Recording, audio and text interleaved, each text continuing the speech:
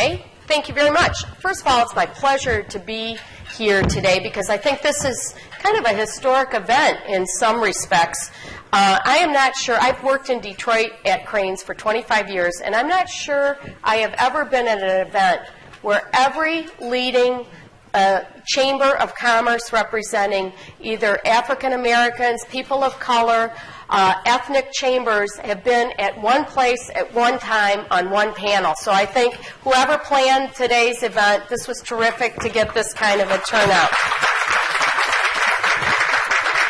The other reason that I'm excited to be here is, now many of you are lifelong Detroiters or grew up in this metro area, but like I said, I've only lived in the city of Detroit for 25 years, and I've never been so excited and so optimistic about the future as I am now.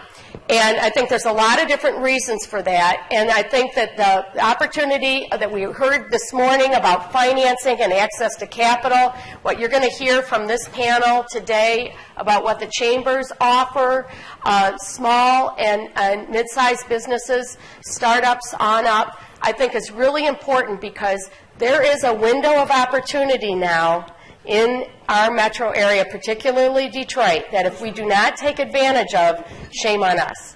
And I brought with me today free copies of the supplement that we published on Monday, The Big Bet on Detroit. And you will find information in here about who's doing what in Detroit, from neighborhoods. It's not just downtown and midtown, although that's what you read about. There's a lot of activity in neighborhoods, and this supplement talks about some of the people who are doing the things and who's behind them financially. So I urge you to take a look when you go out to the table out in front. Now, to tee this conversation up, we're going to start with some background information and data from the Federal Reserve Bank in Chicago. And I'm going to invite to the podium Maud Toussaint-Comeau, who's the senior business economist for the Federal Reserve Bank of Chicago, to give an overview of some research that I think applies to the conversation today. Maud?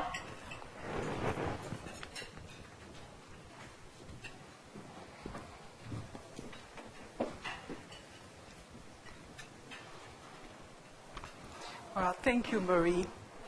It is an honor and a privilege to be part of this historic conversation taking place among the distinguished members of this Advocacy Power panel.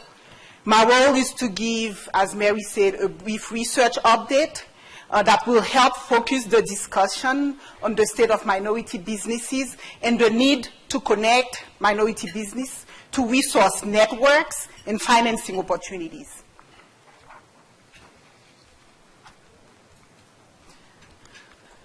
Why are we talking about minority businesses? Simply put, we have a significant impact to make in the United States economy. Minority businesses are a good source of employment creation. They tend to be concentrated in certain markets, and as such, they hire more minority workers, people who may find it more difficult to work other places. And this contributes to develop distressed communities. Minority entrepreneurs have a remarkably high tendency to go into business for themselves. And if we look at the data between just the last decades, 2000 and 2011, the rate of self-employment has grown by 30% compared to 6% the national rate of self-employment. As a result, business ownership in the United States is becoming more inclusive. Minority-owned businesses, as of 2007, the last data that we have from the Department of Commerce, numbered 5.8 million, which is a 45.6% increase over the 2002 numbers. And that's more than twice the rate of growth for all U.S. business.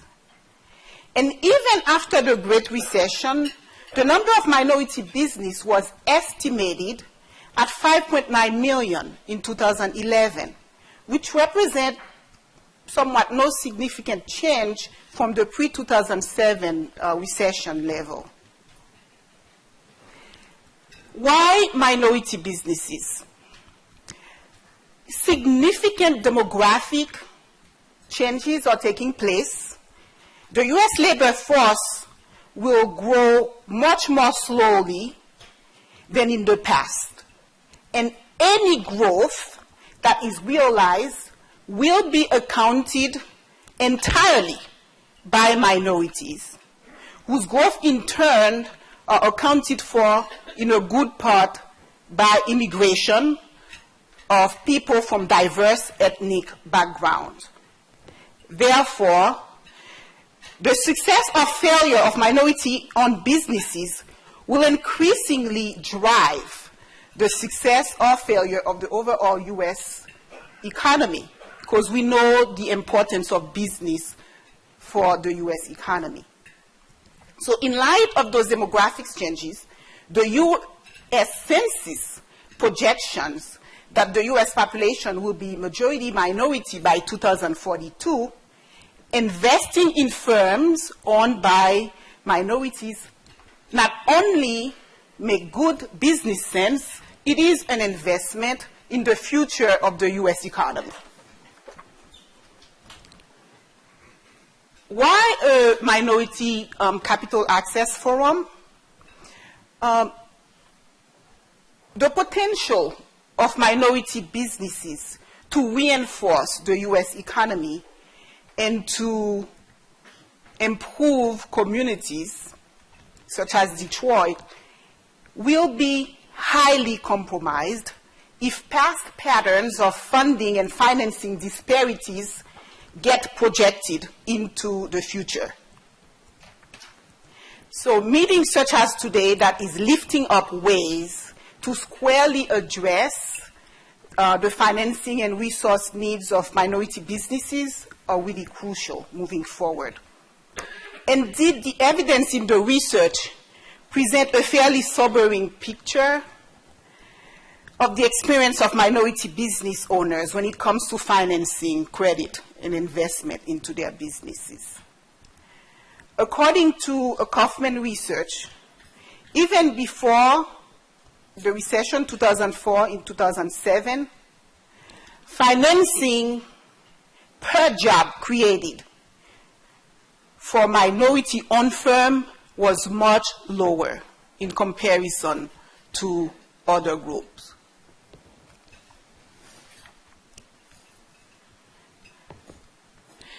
So the evidence is pretty unanimous from various sources of data. Minority businesses have less access to capital at startup and subsequent period, regardless of firm size.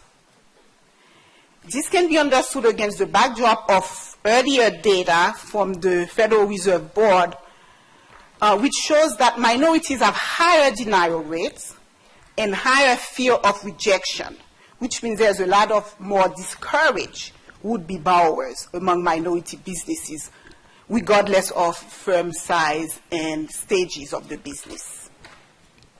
And an interesting research by Timothy Bates and Bill Bradford, which was published in the Journal of Money, Credit, and Banking, found that venture capital funds that focus on minority-owned business are actually very competitive. They provide returns that are comparable to mainstream venture capital firms. So although minority-owned firms can be good investment opportunities, we still see a lower percentages of qualifying firms receiving loan and equity investments.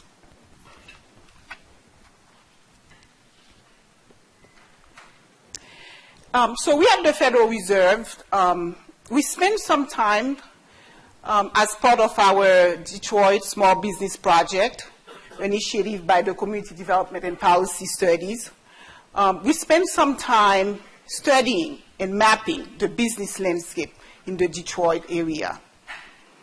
And we see growth in businesses in across all areas in low and moderate income areas, even over a difficult decade that we just saw, which suggests that we should support small business and as an economic diversification strategy, which the area so sorely need.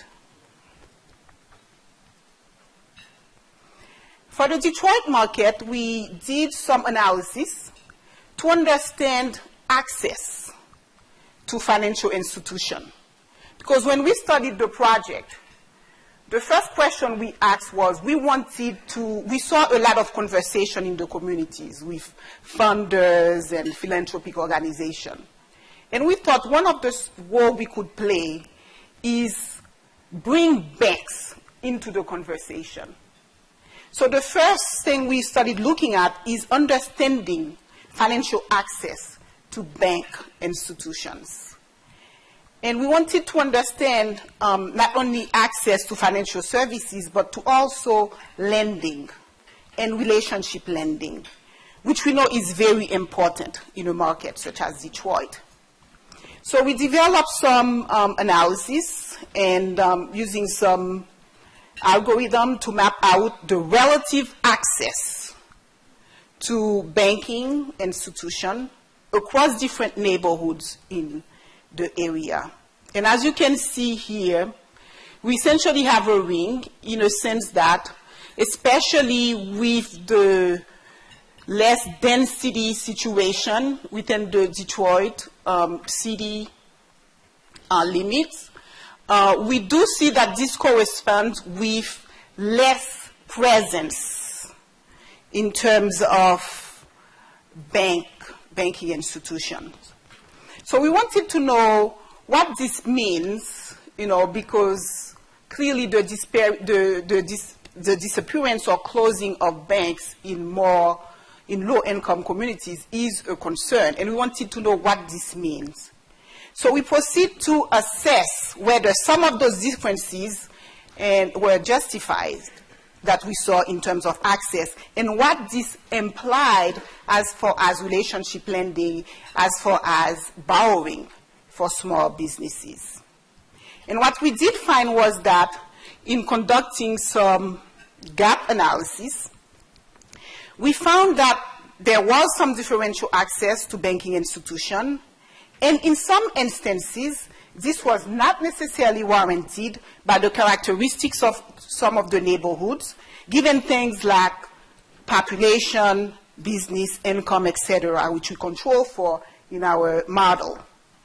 And when we plug in what our model was predicting and the actual condition, we were able then to map out some potential gaps and to see some of those differences and to offer that as ways for us to realize and to see that there are still some room for expansion of financial services and even presence in some of those markets. So those purple areas are some of those areas that, based on our prediction, we would have expected to see more than actually exist.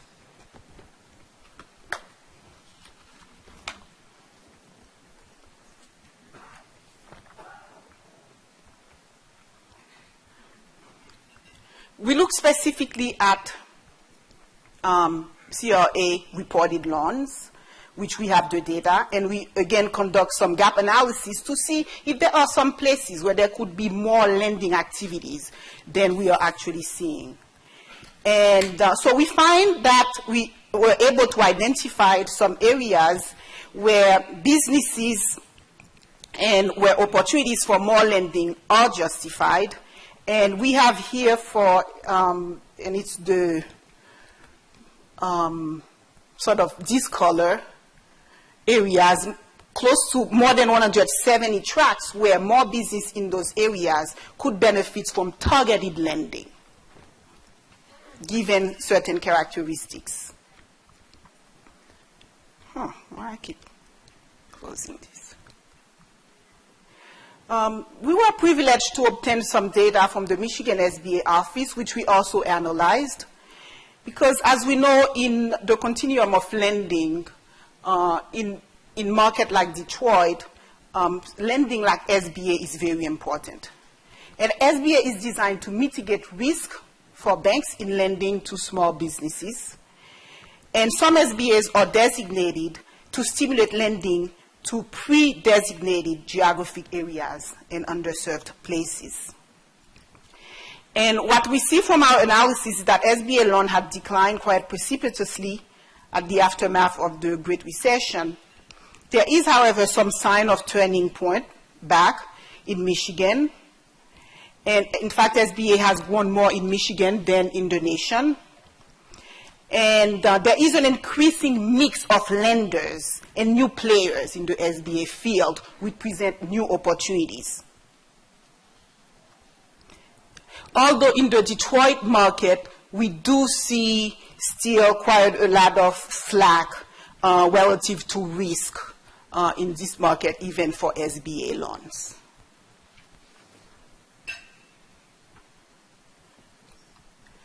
So we try to understand the relationship between SBA and CRA loans and differential racial or ethnic makeup of the location or the communities where the businesses are located. While we find in general a negative relationship between lending to business in neighborhoods that are predominantly African American, Hispanic, and a positive relationship of lending to more Asian concentrated neighborhood, the factors behind these relationships are fairly complex and are diverse.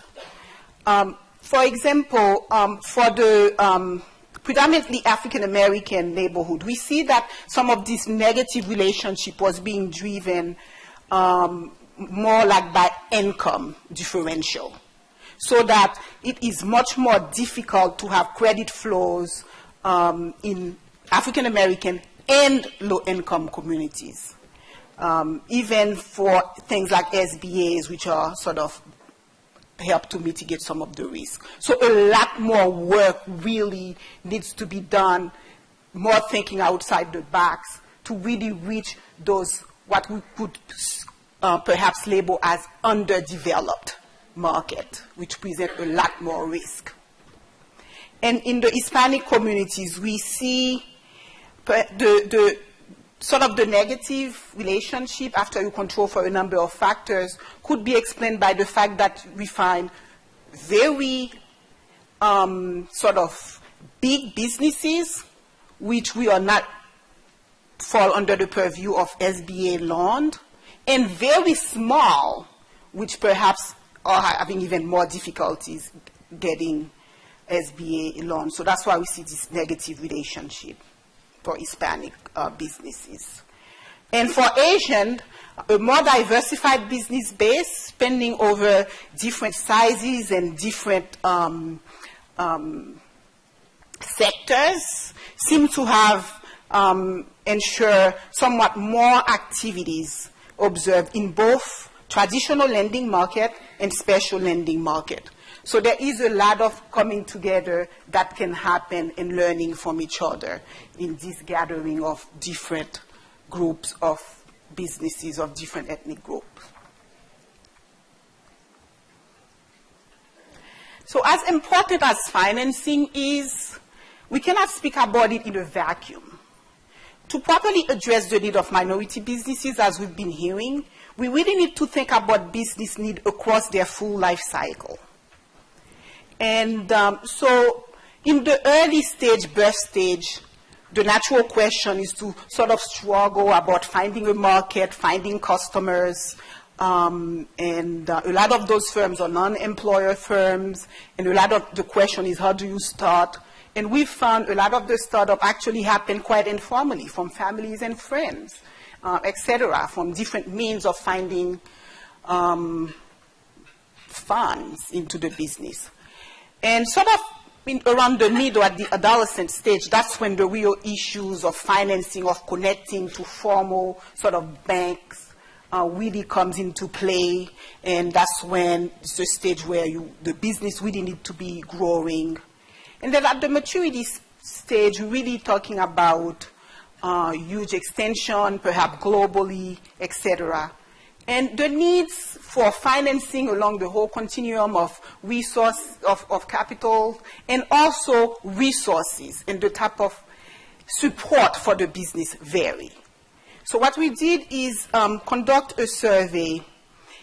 So to get this information, you really need data that sort of follow the life cycle of business, which you don't have. So what we tried to do then is come to the communities and we administer the survey. So we asked, we collaborated with the chambers.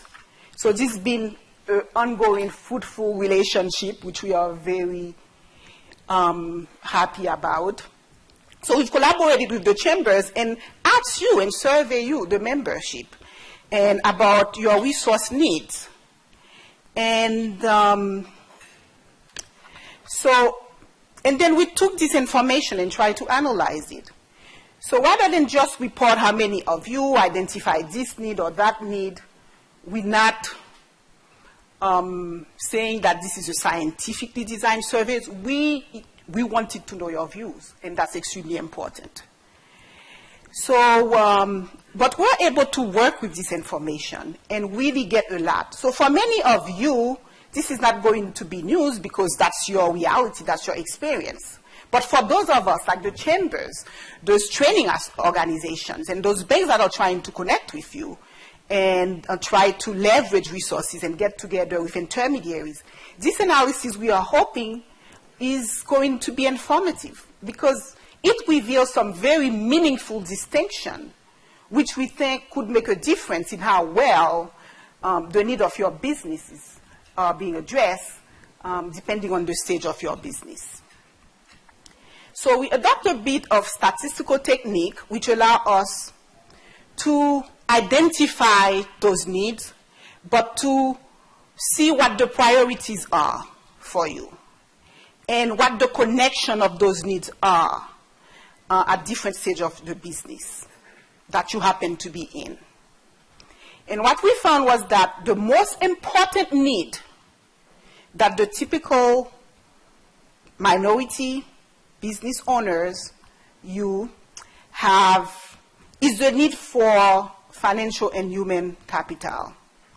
And this includes, especially for minority business owners, that include supplier credit, human resource training and technical assistance, and also many in Detroit express this as a major factor, the safety of the neighborhood in which the business is located.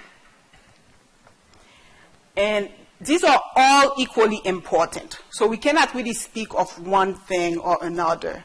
The analysis revealed that these are basically, if you're thinking that you have needs for capital, you at the same time have more need for human resource training, technical assistance.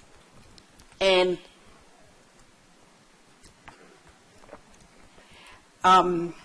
second, we find that we find that networking, relationship that help build your business, that was very important. And then third, procurement contract is viewed for some very distinct businesses as something that is very important.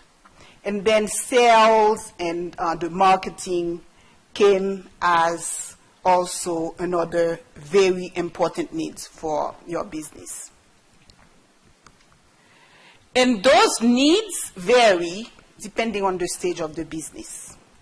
So as you can see here, we find some fairly meaningful distinction. So we've sort of normalized it so that any group of business, depending on the stage of the business, we've sort of normalized the scores such that if you are above 100, the typical business owner who are at that stage in its business is really expressing strong need for that particular factor. So as you can see here, Younger businesses report having more intensive needs on a broader variety of factors, whether it be human and financial capital, and networking needs, technology needs to connect the business and then sales.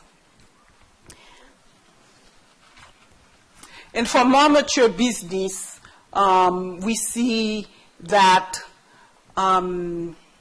procurement contract was something that was expressed particularly for the typical business at that stage.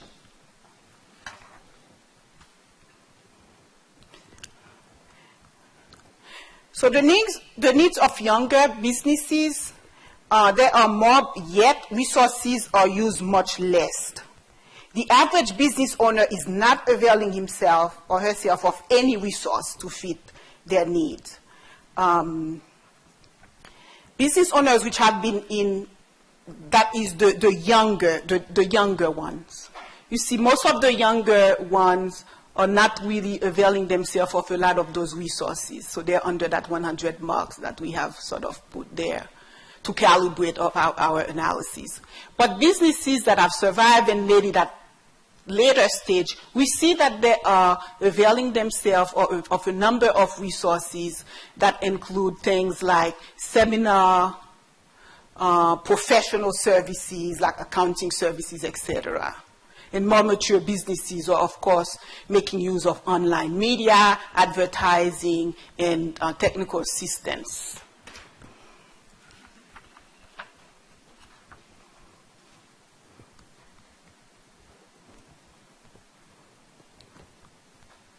Barriers to using some of the resources.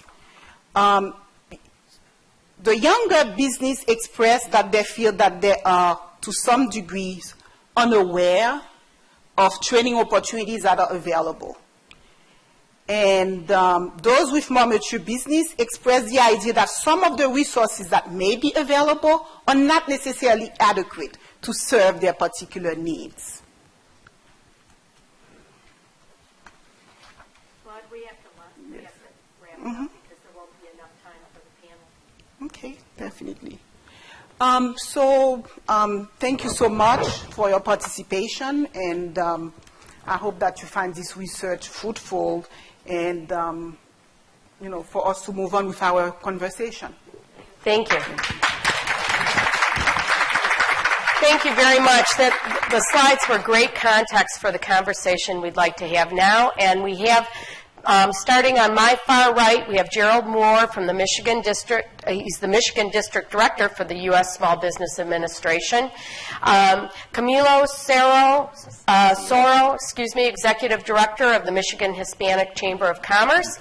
Van Nguyen, Executive Director of the Asian Pacific American Chamber of Commerce. Ken Harris, President and CEO of the Michigan Black Chamber of Commerce. Louis Green, President and CEO of the Michigan Minority Supplier Development Council, and Errol Service, Chairman and CEO of the African Caribbean Chamber of Commerce.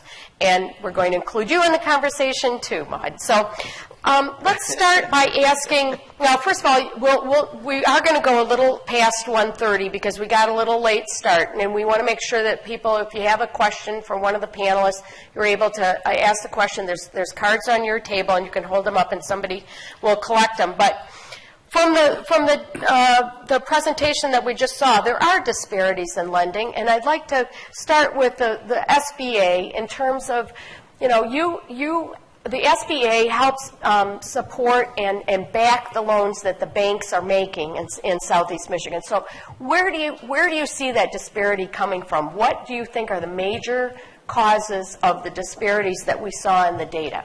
Sure. Well, good afternoon, everyone. Good afternoon. A couple of things. So over the last 2.5 years, I've had the pleasure of traveling the entire state of Michigan and visiting each of Michigan's 83 counties. When we hit urban and rural communities as it relates to access to capital, we heard two very distinct things. If you were in urban communities, you felt that you could not gain access to capital because of who you were, right? Minorities, folks of color.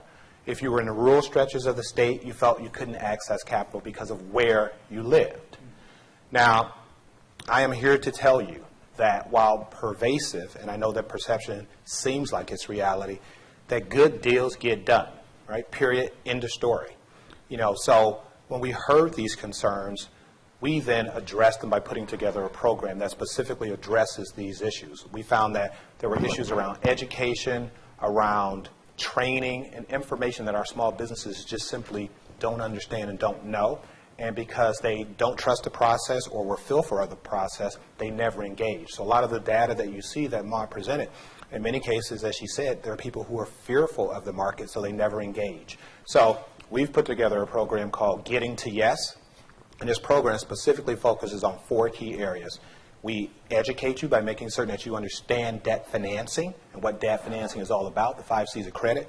We then connect you with one of our consultants. In the case of the Detroit market, it's our SBDC, Small Business Development Center, and Richard King's team.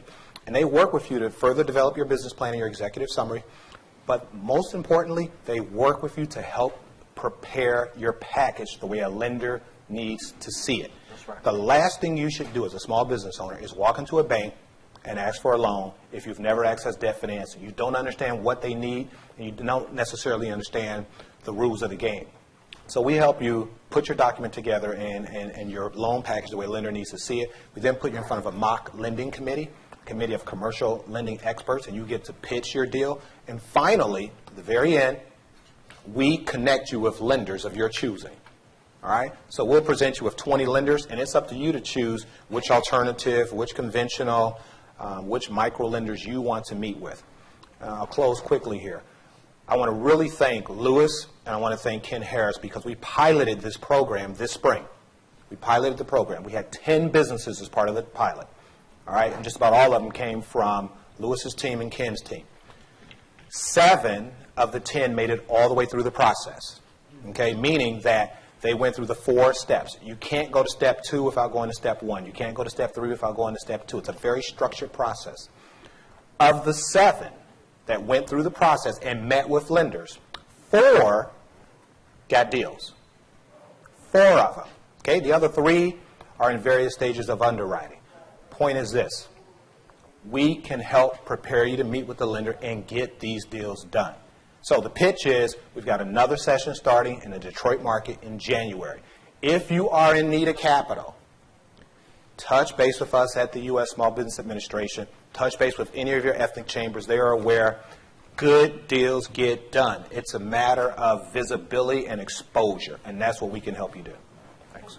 How about some of the other chambers? Any similar programs or any, what are you seeing among your own members when it comes to access to capital? Is it a question of really that they're just being denied, or are they ready for prime time? Anybody? Well, ladies first. Since assuming this role at APAC a year ago, I have gotten out there and gotten to know our constituents in Southeast Michigan, and honestly, it's the same thing. I don't know where to go. I don't know what the rules are. I got denied once, so I'm giving up. It's the 3 E's for APAC. It's education. If you don't get educated, you're not going to be empowered. And that's the second thing. Once you're educated and you know the rules, you're going to feel more confident. You're going to go out there with your solid business plan to pitch to these lending institutions, and then you can execute. So many times we see constituents go in and say, well, I want to just go open up a restaurant without doing the research behind it and knowing what kind of funding institutions are out there, not only from a Michigan standpoint, but from a minority standpoint, from a national standpoint. So I think it's the 3 E's that we can collectively teach our people this. That's probably how we're going to get a better start. Okay, other comments? Did you? With regard to the Michigan Hispanic Chamber of Commerce, our membership base is mostly the mid-sized business. So if you can understand, they require large capital in order to get larger for more business. And I have got calls from members that they want to get into a new bidding opportunity, but then the bank is not working with them for that. So the reason why they call me is because they don't know who else to call. Yeah. So I think going back to Gerard and to your point, it's about education. There's programs out there, but when it comes to the chamber and what you're talking about disparity and how can we fix that, I think it's more about the education, but also for us, for the chamber, events like these, I learned a lot today, that I can go back and communicate to our members.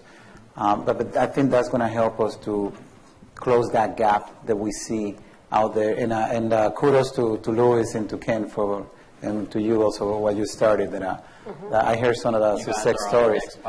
Yeah, no. So I guess my answer is, the answer to your question is being in the works now with what these two leaders just begun. So. Other comments? Errol, did you have? Well, I'll just say, from my background with McDonald's Corporation, I work on the corporate side of McDonald's, and I was a consultant to the franchise owners. And what we saw with some of the franchise owners, they're afraid to share information, let you know where they are. And so a few months go by, and this franchise owner is in trouble. And then we try to save them. So one of the reasons why we started the African Caribbean Chamber of Commerce during the 2006 crisis, we noticed that a lot of people in our community was complaining about, I will not make it, I'm not going to survive. And so if you really understand being in business, I've been in business for 20 years, it's about preparation. Most of the people that comes to my chamber, when they first show up, they're not prepared. And from being in corporate America, I'm very surprised that we had so many people on the front line who are not surprised. That's one phase. We're just not prepared. We also are not educated on how to access the financial industry. And no one is really taking the time to teach the mass or the most needed people in our communities. So for the past 3 years, we've been training in my restaurant's financial workshop. And it's amazing I thought we would just get the medium people. We have people that retired from GM that didn't know what to do with their money. They had it sitting in the bank. And so as you go through this process, part of it is preparation. And I strongly feel that the bank should have an educational system set up that everyone know about, because the education that we're teaching at our chamber comes from the banks. The banks are partnering with us, and we're making our people become more vibrant. And so I have a member, Marcus, if you could stand up for a minute, please. Marcus is one of our members. We took Marcus from phase 1. He's now an MBE certification. He's now one of the people that's certified in 14 states to supply paints to the highway. That's Yeah? great. And he's looking for partners, and he's looking for finances. He's looking for more money. And so in this financial industry that we're in, it's about being ready. And it's about mentorship. Utilizing someone like me who knows the system and said, how can you help me?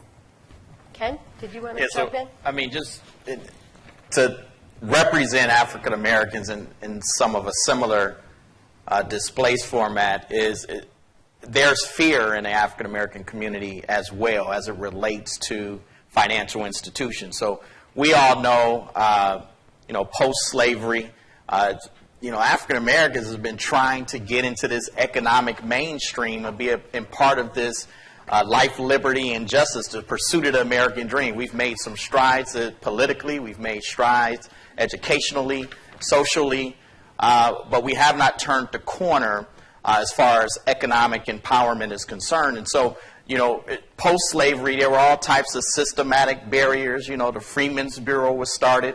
Was defunded, shut down. There were Jim Crow laws. There were black codes. There's some similar form of the American apartheid system where, the number one goal of this Americanized society was to block African Americans from the economic fabric of society. And there's a lot of historical, systematic, generational scenarios in place in which a lot of these burdens still and trust factors still exist today. This is empirical evidence that supports that. And so we have to have an honest discussion. I was in a meeting with the president of Bank of America, Matt Elliott, and Tiffany, And also Alexis is here with Bank of America as well. And they did a survey study that showed African Americans would much rather go to their barber, a homeless person, or someone in the grocery store to get their financial information, as opposed to going to a traditional lender or bank. So when you think about that entire scenario, we have a lot of work to do, not only socioeconomically, but also in terms of race, especially. I'm sure the color community, et cetera, experience the same thing. But as African Americans, which represent, especially in the city of Detroit, 32,000 black businesses, ranked number 4 in the country, the fastest growing segment of entrepreneurs in the entire country. Most importantly, if you think about Black Enterprise Magazine's top 100, 26 of those firms exist here in the city of Detroit. And this is the largest concentration of black folk in density outside of the continent of Africa. But if you look at the economic situation, no money has gotten to the neighborhoods and to the community. So that's a problem, and we must find solutions, and that starts today with us coming together. Okay, let's shift gears just for a moment. I think that the session after this is going to focus on opportunities for training and other resources in the marketplace. So a lot of the things that we've been talking about, getting ready for prime time and being prepared, as some of the panelists have said, some of the people who are offering those programs will be represented in the next panel. I want to explore a couple of opportunities because of this alignment of all these chambers and who you represent and the opportunity of working together on some things. Let me ask a couple of questions. One of the things that Maud pointed out for those birth stage companies, yes, they need capital. They also need customers. That's right. I bet that if the chambers represented here today did procurement among yourselves, who can buy from one another? You already know who's in your own chamber. Absolutely. How about some of the other chambers? Is there any, if you follow that Pure Michigan Business Connect program, I don't know how many of you might have signed up for that, but you can do that informally too. That Pure Michigan Business Connect is a wonderful opportunity because really big institutional employers in Michigan have said, we commit to finding more suppliers within the state of Michigan. We commit certain dollar target levels. So DTE and Consumers Power and some of the other large companies have made these commitments, and MEDC through Pure Michigan Business Connect is trying to play matchmaker with some of these larger companies. The auto companies are involved in this and some of the tier 1 suppliers. Is there an opportunity for the chambers, or are you already involved in trying to get your members into the pipeline for that kind of, who would Can like I jump to take on that? I want to yes. jump. I'm yes, excited please. about that Jump one. on that one. Because that's something that I'm absolutely proud of, not only what MHCC is doing, but you have throughout the year, you have the MMMPC, you have all those with the OEMs, the matchmaker. But we created one, because there's so many going on, you have yours too, that it was such a success where we invited, we listened to the needs of the corporations, who are the customer. What do you need? I need somebody that can produce something. And we put together a matchmaker with certified minority business, and then we called the core buyers. And everybody was pleased. And we generated over 300 leads. So that was a powerful and impactful. We have people from across the nation here they became my members, and I go, what are you doing here from New York or California? I said, the POs are written here in Detroit. So we have to come here, and thank you, Chamber, for putting this event together. And then Pure Michigan, you mentioned that. They have done a magnificent job, and I think I have a VIP because they always put me in the best city. Sorry. But it's amazing the opportunity that we have been able to create with that. And MMMPC, if none of you know what it is, you have to get on board because that is where the deals are made. That's so, right. Go ahead. Okay. Anybody else? Who else would like to chime in on that? This is why we exist. Ken, myself, and Camilo, we are here to represent you guys when you can't be everywhere at once. We have pure matchmaking events probably 2-3 times a week, whether it be in Lansing, Metro Detroit, you name it, West Michigan. So please utilize us. We are here to help you. We are here to serve you. That's right. That's why we have exhibit tables to talk about who we are, what we represent, what our missions are. And, I mean, we're strong silos, all three of us, all of us here on this panel, but we're stronger together when we come together. So as much as we function I don't know if that's a word, but we're very segmented. But this is the first time, as Ken mentioned, where we all sat together and we're going to be the big one minority voice. So I'm curious how And I would many- just like to say, Mary, too, Stephanie Fries, are you here? Stephanie was just here for MEDC. Okay. Okay, all right. So how many people have participated in the matchmaking process in one of these? Did you know that it existed? No. Okay. There you go. You got to start reading Cranes. I know, shameless plug. I Shameless can't help plug. it. I can't help it. Errol. To also let you know that we do have an ethnic chamber for the state. So all 9 members of the ethnic community, we are a chamber for the state. And we work directly with the governor in some cases. And so that's available for you to participate in. Another question about support for early stage companies. Maud, I think I saw in your report, which I actually read page by page, including all the charts, one of the things that seemed to be an issue was not just financial capital, but human capital. And that there was some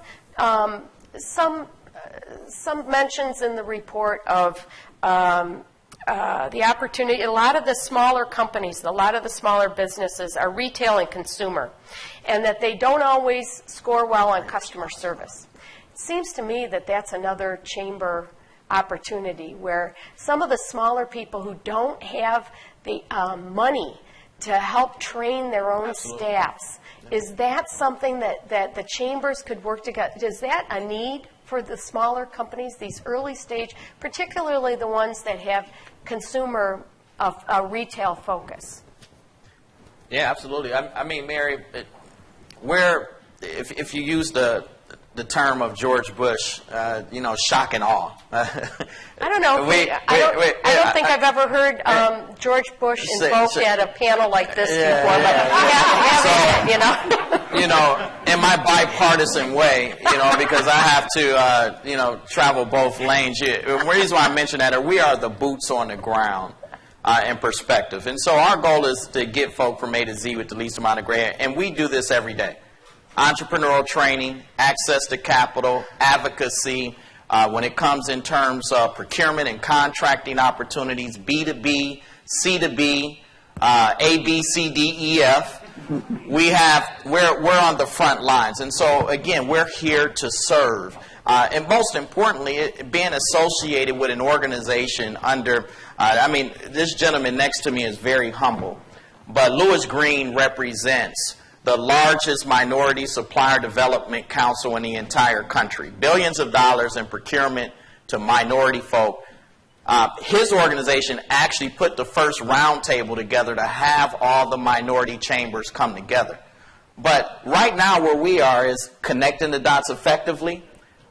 Just like we don't know a lot about some of the new folks in the audience today, there's a lot they don't know about us as well. And so we're here as a chamber to make sure that that is not the case. And the reason why we connected the dots with the finance and banking industry is so that they could see the value here at the table. And it's all about value. It's all about measurement. It's all about quantifiable opportunities that exist. And you don't have to reinvent the wheel with the folks at the table. I just had a call, Mary, from 3 consultants that came from Boston, New York, and Florida. And they're like, oh, we're being paid by these, foundation groups to come into the city of Detroit. And Ken, I need your database. And I'm just like, really? I've never got a phone call from such and such. I've never been engaged. So why is the finance and philanthropic community going around the people who are the boots on the ground, the folk who get the work done? And no, in most cases, like MMSDC, it's against the law to give away your database and financial information of major Tier 1 to Tier 4 suppliers. So our goal is to eliminate the middle person, and let's get the resources to the people who are the boots on the ground.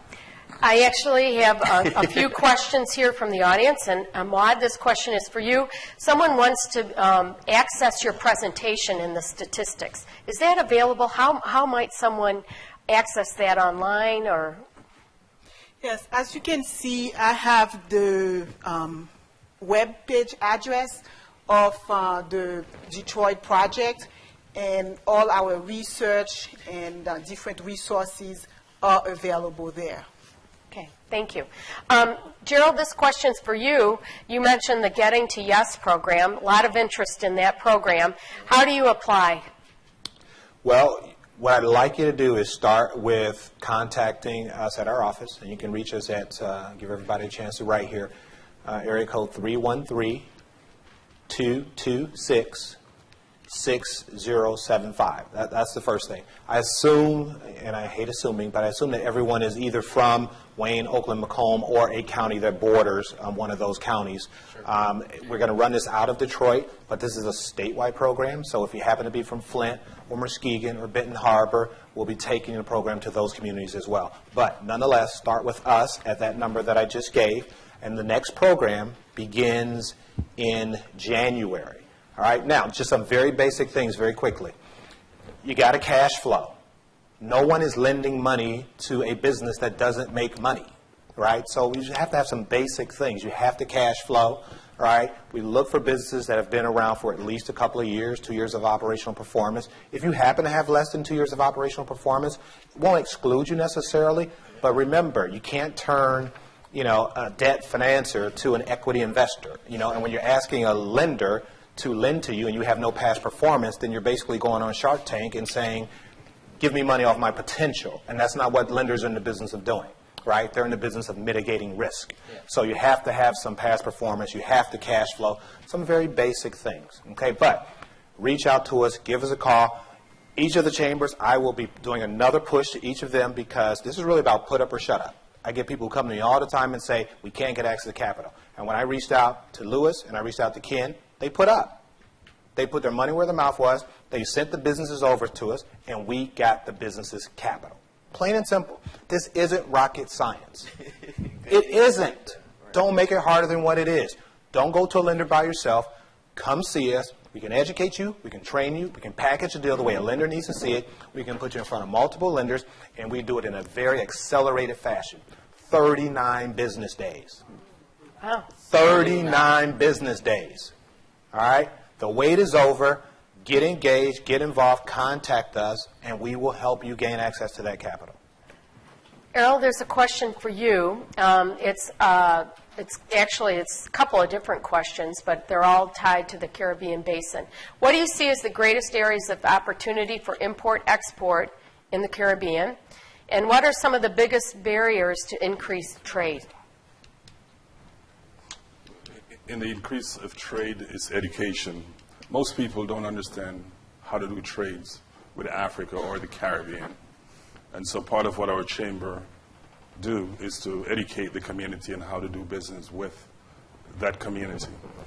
We have the Consul General for Barbados here this week, and they have 3,000 people that they would like to get into the U.S.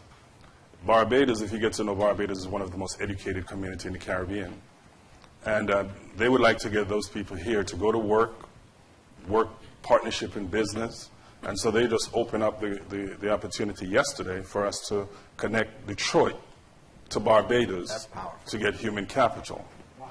And so with the immigration for the state of Michigan opening up, we have an opportunity to bring you as some of the most qualified people from the Caribbean or from Africa to the state of Michigan to do whatever you would like them to do. So that's one of the, I would say that's one of the number one opportunities, the immigration community.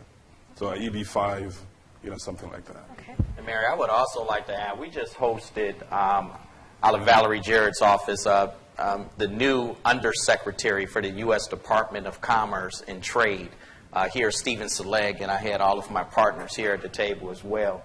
And the statistics are incredible. I mean, Detroit is one of the top exporters in the entire country outside of Mexico. Every continent is looking to connect with us.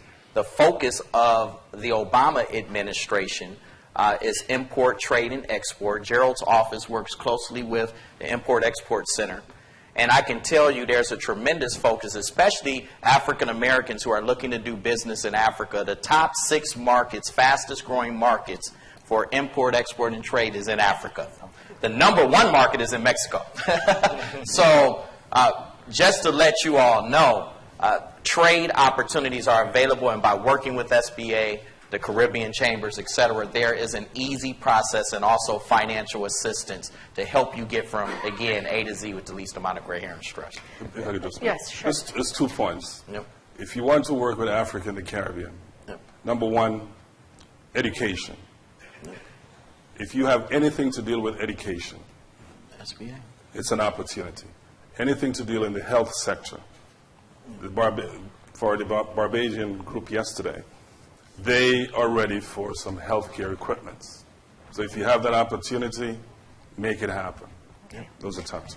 Louis, I'd like to just get your perspective quiet. because you've been been a little quiet, but also you have so much experience leading, as Ken said, the largest minority development council in the country, and it's largely because of where we are with the auto companies, but that your council has led the way in so many ways. But given the topic today of what chambers can provide and some of the discussion that we've had already, are there some observations or things that you'd like to leave this group with in terms of what business needs to do to be successful? Yeah, sure, Mary. Thank you. I would say a couple things in a quick 15 seconds. For those of you who don't know about the council, our primary organization is to connect corporations and minority businesses to opportunities. We did about $26 billion of contracts with minority businesses and corporations last year, and we arranged for about $583 million in financing last year. Yep. And some of the lessons learned from that, I think, and I shared one thing with Mary, and I'll share with you, is that I think banks and a lot of other folks are missing opportunities here by not really understanding the value of this marketplace. I mean, and it's great, we can't scale up enough of the programs that Gerald have, and there aren't enough Rich Kings and Alexis's in order to do some things. But I mean, just in this past 30 days, we've been able to arrange financing through some private funders of close to $22 million for minority businesses here in town who couldn't get an answer from the bank. In fact, quite honestly, they had their lines of credit cut from the bank because they were growing. Somebody received a large, over $50 million contract. The bank said, great. They cut their line of credit in half. They said, you're a bigger risk now. And they're trying to manage risk. Had somebody else that got a $200 million contract. They cut. So there is access to capital, though, if you have a good deal. Come see us. I mean, we get people loans very quickly. And I think that, it is about packaging yourself. If you have things right, the capital is there. So, we saw a dissection of all the ills of the body, but the capital is there. And there are banks, there are Hispanic and African American and Asian banks and others that are ready to fill this marketplace and invest in Detroit and believe in the value of what's here. You have to be able to cut through the fog, and people don't see that value. There are people outside of Detroit who see more value in Detroit than the people in Detroit. That's true. Right? And so, some of that is, some of the people you need to connect with, unfortunately, aren't around our little mitten. They're outside, and so let us connect with that. But as we get that, hopefully everyone can see the value here and start to invest appropriately. Okay. Now, to wrap up, I'm going to ask each panelist there might be one thing that you wish that you had gotten across today that you haven't had a chance to because the question didn't come up. And Gerald, you're on the end, so you get to start. Just very quickly, we'll just go down the panel. Absolutely. Well, again, thanks to the Federal Reserve and, of course, to the chambers, and I think this was a great forum. Specifically, I think if there's one thing we want to get across, it really is, you've heard me say it for 4 years now, good deals get done, right? If they cash flow, if you can service the debt, you meet debt coverage ratios, this is basic stuff. Good deals get done. Come see us. It has nothing to do with where you live, what color you are. I will put you in front of African-American lending institutions, Hispanic lending. It has nothing to do with any of that. Bottom line is it a good deal? If it's a good deal, we will find a lender who's willing to deal to it. Thank you. Well, first of all, I want to publicly say thank you, Ken Harris, for taking the lead on this event. This is amazing. And the one thing that I want to tell all of you is B2B. We need to stop thinking that Ford, GM, and Chrysler, just to mention, the top ones, are the only customers out there. just very briefly here, one of our largest members, MBE, gave a $750,000 contract to another MBE member. B2B, there's a lot more money, I would say, than for GM and Chrysler, and we need to do that. I know it's a little outside of the lending. I think this gentleman has spoken very clear about that. But let's sell and let's concentrate on the apple that we actually can reach easier than the one that we have to climb a ladder to get. Thank you. I'd just like to say thanks. From our initial conversation last November to try to get this group together, it has come to fruition. So thank you for everybody for joining us today. If I could leave you with one thing, as a business entrepreneur out there, and for those who have friends that are entrepreneurs, when one door closes, another one will open. Please utilize all the people here on the panel. The two things that were mentioned was capital and customers, networking. You got to have both to survive, right? So if you need capital, you got these lovely folks up here. And those that aren't even mentioned that APAC works with. We got MEDC, newdetroit.org. I know Rich is here somewhere. He's going to be on the panel after us. We have Michigan Seed, Michigan Center for Empowerment and Economic Development. There's smaller organizations that can definitely help you get the capital you need. And then you have the chambers such as ourselves to get you the consumers and more networking that you need to. So those two go hand in hand. So when one door closes, don't give up. Talk to one of us. We'll get you to where you need to be. Okay. Ken? Absolutely. Everyone, can you give Dr. Toussaint, PhD, a round of applause with Federal Reserve Bank? I mean, it's critical in my closing arguments that, I don't have to make an emotional argument or a subjective plea. You heard the data. The data supports where we need to go next. And most importantly, my plea is to the financial community, the lending community, the philanthropic community, the consultants here. It's time for us all to come together and work together and find a way to close these disparity gaps together. And I think that we can do it as a team. Teamwork makes the dream work. I truly believe that. And your network is totally your net worth. And that is one of my foundational principles. So let us work together, and I look forward to seeing you guys on the other side. And make sure you join these chambers as well. Future members, thank you so much. Louis? Both sides of the coin are true, right? You heard in the doctor's study, it was in the MBDA study from 2010, minority firms are less likely to get loans. They get turned down more often. They get them at higher interest rates, and they don't even feel good about asking the process. I didn't know they would want to ask a barber, dog, mortician. I didn't know it got that bad. But at the same time, being kind of honest with you, if you have a startup, you're unlikely to get a lot of money out there. I mean, 8 out of 10 startups fail. Would you get on the plane if I told you it was going to crash 8 out of 10 times? Right? Just being honest. Right? Startups is a much harder thing to do. But if you're in business, there's opportunity. There's some talented people in this room. There are talented people in Detroit who always aren't at the table. With the group here, I think great things are going to happen. I also want to thank Ken for putting this together. And again, if you need some money now, I don't want to sound like those kind of payday loan places, but sometimes your business needs that. Come see us. We can help you for that. And look forward to some good news from all of us on some things we really think we're going to collectively be able to do to help Detroit in the financial situation soon. Errol?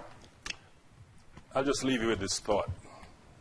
I'm not from Michigan originally, but I'm the largest franchisee in the state of Michigan for McDonald's. That's right. Okay? And the difference is, someone said this earlier, when you're not from here, you see something else. Yeah. When you're from Detroit, you hear a lot of things and you see a lot of things. Coming from where I'm from, Detroit is beautiful. Right. It's one of the most beautiful places I've ever seen.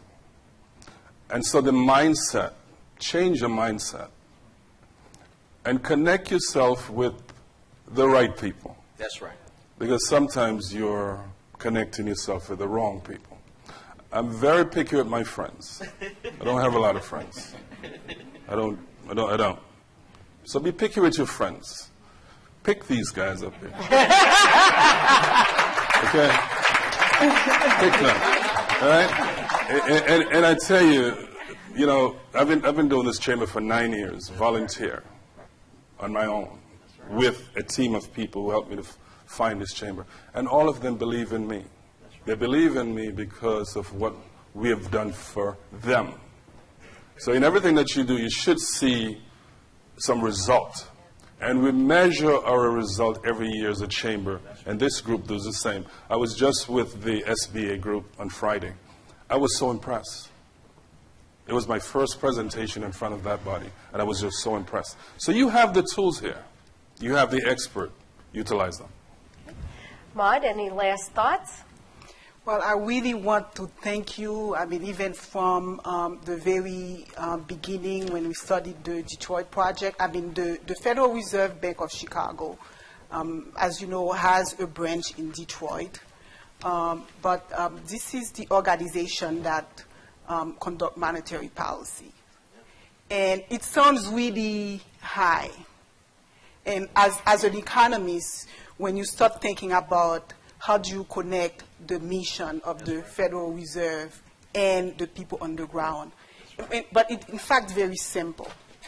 The Federal Reserve is in the business of ensuring stability of the economy. And as I mentioned, small business is an important part of ensuring stability of the economy. They create employment, and we are in the business of ensuring full employment. So there is a straight, direct connection between the mission of the Federal Reserve and applied economists like myself who needs to bring the information, the data there in order to help inform the policies to ensure the stability. So we are very grateful that you have put your input into the data, because the national data is not timely. We need intelligence, timely and on-time intelligence, and we are very grateful for this collaboration. And I'm just very pleased that we are continuing this conversation with the chambers and getting your experiences and putting that on paper so that we proceed to do better and greater things. Thank you so much. So the moral of the story is make sure you fill out surveys when you get them from the chamber, because they're very important. Please join me in thanking the panel. Great conversation. And who's up next?